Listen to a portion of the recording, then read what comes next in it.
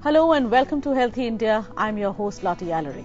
And I'm here with you once again, who will tell us all about blood cancer in children. 4th of February is observed as World Cancer Day and 15th of February is observed as Childhood Cancer Day. So it is just right for us to get doctors who will tell us all about cancers in children, particularly blood cancer. So to carry this discussion forward, I have in the studio an eminent panel of guests. I'm very happy to welcome Dr. Gauri Kapoor, who's the Director and Head of the Department of Pediatric Oncology at the Rajiv Gandhi Cancer Institute.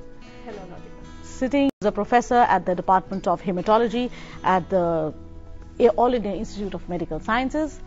And Good to morning. my left, I have Dr. Manoj Sharma, who's a professor at the Department of Radiotherapy at the Maulana Azad Medical College. So I take this opportunity of welcoming all three of you to the show. Well, friends, before we start talking to our guests and getting the answers from them regarding blood cancer in children, let's take a look at this report. Back, this is Healthy India, and today we are here to tell you about blood cancer in children. So to begin with, I'd like to start with you, Dr. Sharma. If we were to talk of the kind of numbers that you see these days of blood cancer in children, has it been on a rise or has it been really steady? What are the kind of approximate figures, if you would want to tell us those? See, I would like to quote National Cancer Registry Project, ICMR statistics here.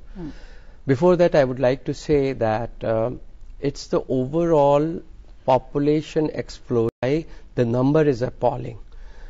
But if you see the National Cancer Registry scenario, the incidence of leukemias in particular varies from center to center. We have Chennai, Bombay, New Delhi, are all pediatric cancer, childhood cancers.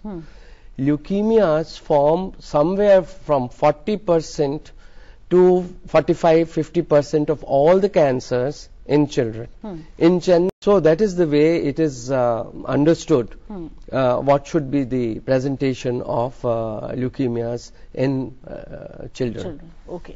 Now, Dr. Gauri, is there a particular reason? Are there any causes that certain pockets of the country, certain states of the country, people who reside are more prone to some kind of cancers than the Every year in India, amongst adults, and 50,000 in children. Okay. So it is quite difficult to try to cancers. We don't have exact reason why it occurs. It is supposed to be a chance mutation.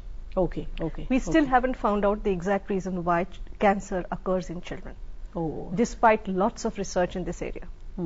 All right. So since we do not know any particular cause, any particular reason, just like in adults, she said it could be Important, as Dr. Patti was telling.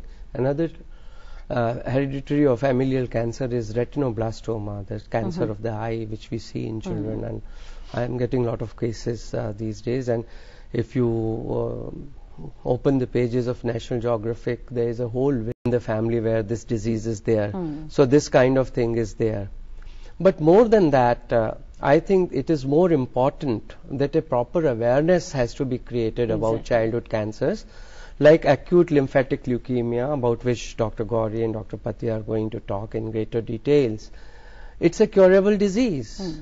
And a lot of childhood cancers are curable. So we have to think on those lines and focus more on the awareness of parents, awareness of children who can understand about the symptoms, about the swelling, about the bleeding. The schools at the childhood level. Lot of diseases can be really detected in early stages and can be cured. And I think that is the line with regards to childhood cancers we should focus upon. True. So, Dr. Gauri, I think this would be the right moment for me to ask you as to what are To 35% of all cancers, and along with the lymphomas, they constitute about 35 to 40% of cancers. The most common solid tumor is the brain tumor, constituting nearly 20% of all cancers in children. Then we come to the group of abdominal tumors, which are the neuroblastoma and the Wilms tumor. The Wilms tumor comes from the kidney, the neuroblastoma from the adrenal gland, amongst other sites. Then we have a liver tumor called hepatoblastoma. Then we have muscle tumors, which may arise from the extremity and we have bone tumors. So these are called rhabdomyosarcoma, Ewing's sarcoma, osteosarcoma. Then we have the eye tumor called retinoblastoma. So when a child is detected early with cancer, then the treatment is simple, the complications are less. And when this child... Yeah, as Dr. Gauri has said, the blood cancer, if you define clearly, then it means the blood cell related cancers.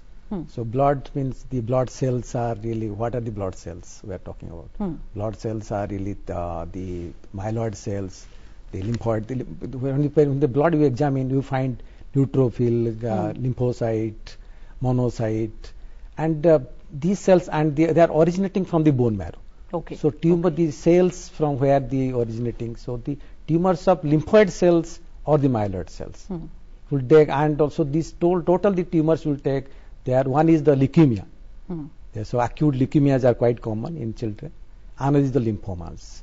So these two, they are called non-Hodgkin lymphoma, and also to some extent even Hodgkin's lymphoma. So they are the three common types occur in children. And the symptoms can start with maybe most cases are very acute problems, starting with like a fever, because of infection is there, very common. They start with a bleeding problem because he has because another component of the blood, that is the platelet, goes down quite significantly.